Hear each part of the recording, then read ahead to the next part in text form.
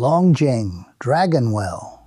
Most people assume green tea is just green tea, but Longjing from Hangzhou's West Lake area gets pan-fired in a cast iron wok to immediately stop oxidation, locking in a nutty chestnut flavor no other green tea replicates. Most people in the West think Chinese tea is just green tea with a fancy name on the box, and that single misconception keeps an entire world of flavor and clinical science invisible to most drinkers. Clinical meta-analyses of randomized controlled trials show green tea consistently reduces LDL cholesterol and systolic blood pressure with regular consumption. Western wellness cafes adopted Dragon Well heavily once the cardiovascular research started getting mainstream coverage. Biluochen.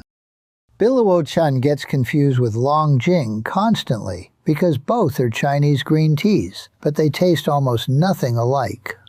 The leaves get rolled into tight spirals, and chemical analysis reveals a rich profile of floral aroma compounds, including linalool oxides, that create a sweet, fruity fragrance, completely different from Longjing's nuttier character.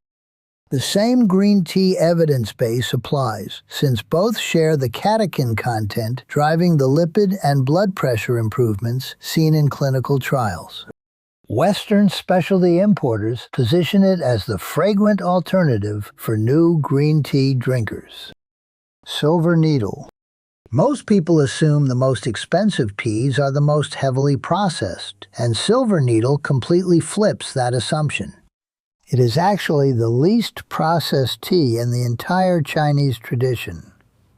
Only the youngest buds get picked and go through nothing but a long, slow withering and drying with no heat fixation and no rolling at all.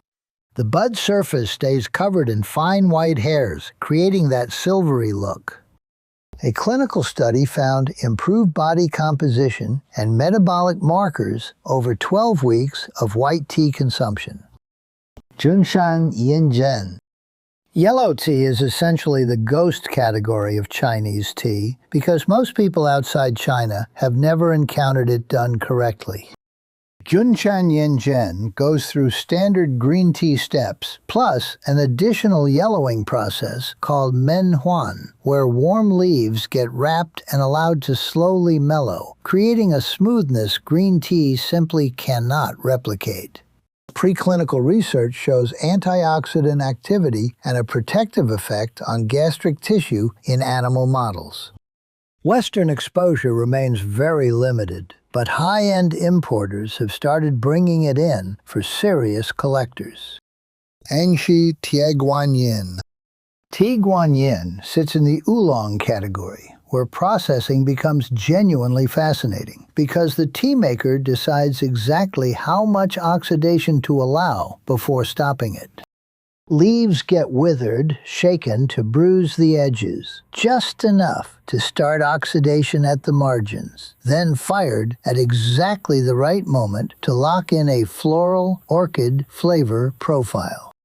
Controlled human trials on oolong showed measurable increases in 24-hour energy expenditure and fat oxidation, with effects persisting even during sleep with regular consumption.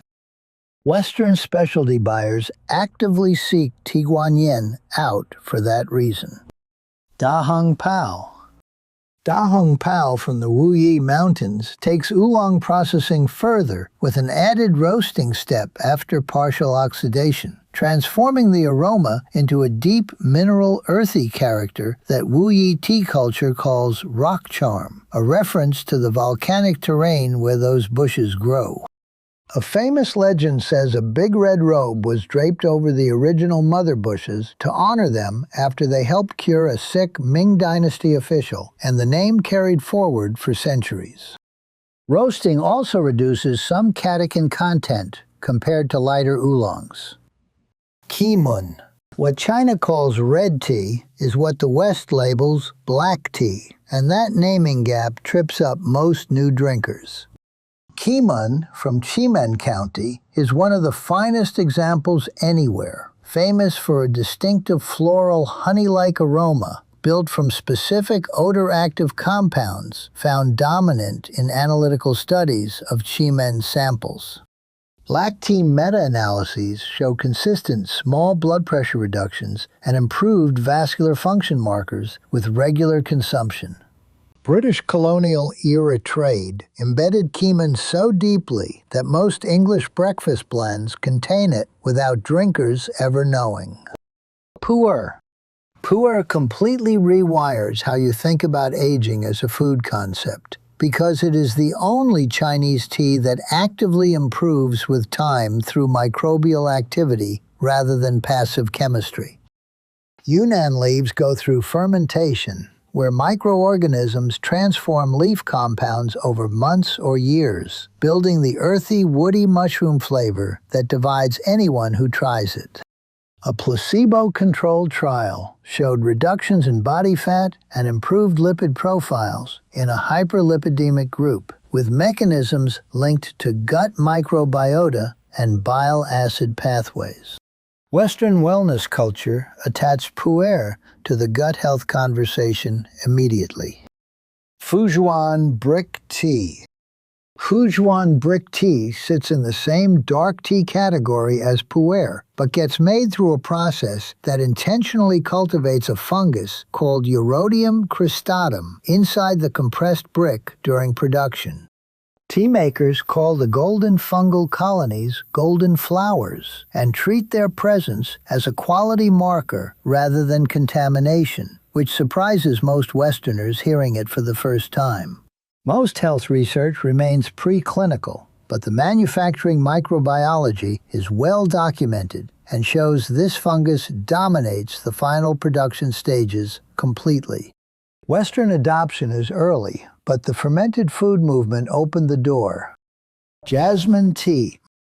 Jasmine tea is a reprocessed tea rather than its own category, since it starts as a base green tea and gets layered with fresh jasmine flowers repeatedly until the leaves absorb the floral scent through adsorption.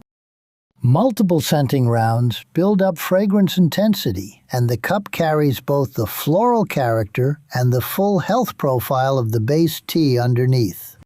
The FAO recognized Fuzhou's jasmine and tea culture system as a globally important agricultural heritage. One more thing that matters, regardless of which tea you are drinking. If you brew it hot and drink it immediately above roughly 65 degrees Celsius, the International Agency for Research on Cancer classifies that habit as probably carcinogenic for esophageal cancer, and the mechanism is the heat itself rather than anything inside the tea. Let the cup sit for 2 to 3 minutes first.